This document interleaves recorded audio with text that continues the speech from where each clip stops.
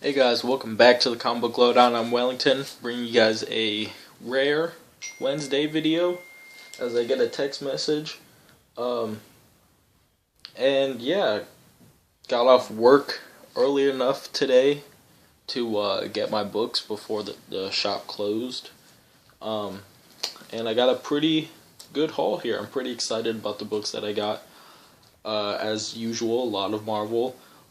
Very low amount of DC, but surprisingly more than one DC book. No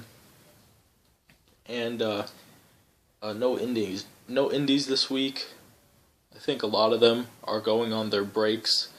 A lot of the ones that I read are going on breaks right now, like Black Science and I think Outcast is going on a break soon. They're all about to go on breaks. So there's that. But I guess I'll start with the DC books first. 6 books. So first book here, Deathstroke issue number 4. This book has been really cool so far, and Deathstroke is in Gotham.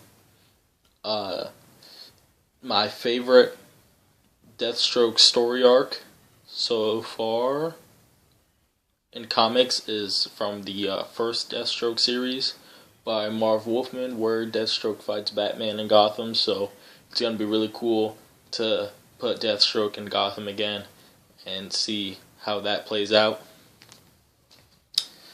Speaking of Gotham and all that, I have Batman issue 38. I'm actually skipping the second stories in these now because I just don't find them as interesting as the main stories. And it's seeming like Batman, I need to read it in story arcs, which kind of gets me wondering whether or not I should buy the book in trade rather than in issues. I obviously love Batman, but it's seeming more and more that his books read better in trade, just because Scott Snyder puts so much into his story that to break it up month by month with so many books, especially with Marvel putting out so many books that I read in between the issues of Batman, I'm really lost right now. I don't know what's happening, mostly because I can't remember, and that's no fault of DC or Snyder or the story. It's more of just how I read books. So there's that. A book that I absolutely love this book, and this arc should be pretty exciting. I wouldn't have expected this to happen in this book, and this is Nova 26, and it's a Carnage story. I don't know if I've ever read Carnage fighting another character that's not a SpiderMan related character. I didn't read Carnage and Deadpool, so this should be pretty interesting. Especially the build-up has been really good, and I'm actually excited for it, and I just love the book in general, so this one should be really fun. Speaking of Deadpool issue number 41, I haven't actually finished reading my books from last week, but I believe Deadpool was in the books from last week that I bought, Deadpool issue 40, and that issue was absolutely hilarious. I was even, showing people around me the book just because of how funny it was and how satirical and all that kind of stuff. But this cover looks sick, and I'm really excited to read this. I know Marvel's doing the Death of Deadpool kind of play at this year, sometimes this year, and it's gonna be, they can either do it in a tasteful way and kind of, I guess it wouldn't be tasteful, but in a way that allows me to enjoy the book, or they're gonna do what I think they're gonna do and make a really large spectacle tying in with a bunch of different books, just like the Death of Wolverine. And it's gonna be it hopefully doesn't bring other books down, because Marvel does that occasionally. And then finally, ending on really high notes here, because they're Spider-Man books. I have Spider-Man and the X-Men issue number 2. The first issue was really cool.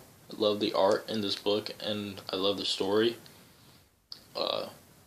But this is only the second issue, and it's been a while actually, so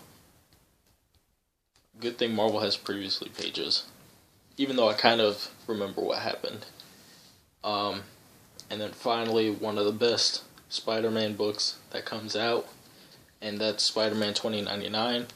It always feels weird for me to say that, because it's not like the main Spider-Man book, or Venom or something. It's Spider-Man 2099, who's an awesome character, but his book seems so good that it almost shouldn't be his character that is so good.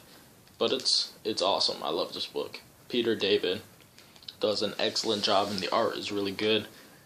And this whole Spider-Verse story is really fun and entertaining. And I have to read my other Spider books, like Scarlet Spiders and Amazing Spider-Man. I also have to pick up Spider-Woman 2 and 3. That it's not on my haul, it's not on my pull, but I do have the first issue and I really liked it, so I'll get the other issues. Not picking up the Spider-Verse book seems pointless.